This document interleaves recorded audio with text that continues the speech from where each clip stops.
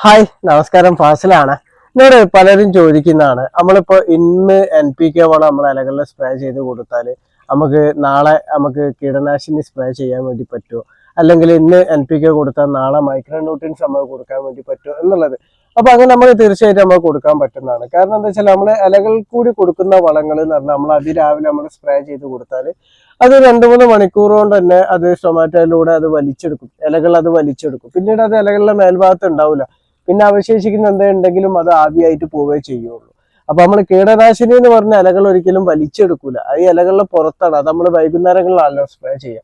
അപ്പൊ ഇന്ന് നമ്മൾ NPK കൊടുത്താൽ നാളെ നമുക്ക് കീടനാശിനി കൊടുക്കാം, അല്ലെങ്കിൽ ഫംഗിസൈഡ് ആണെന്നുണ്ടെങ്കിൽ അത് നമുക്ക് കൊടുക്കാം.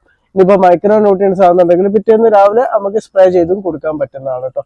അങ്ങനെ നമ്മൾ 3-4 ദിവസം നമ്മൾ ഗ്യാപ്പ് ഇടേണ്ട ആവശ്യമില്ല. ഇനി നമ്മൾ സ്യൂഡോമോണസ് അല്ലെ ബുവേറിയ വെർട്ടിസിലി അങ്ങനത്തെ മിത്രാക്കുമ്പോൾ അടങ്ങിയിട്ടുള്ളതാണ് നമ്മൾ സ്പ്രേ ചെയ്യുന്നതെന്നുണ്ടെങ്കിൽ ഒരു 2-3 ദിവസത്തെ ഗ്യാപ്പ് നമ്മൾ ഇടുന്നതും നല്ലതാണ് കേട്ടോ.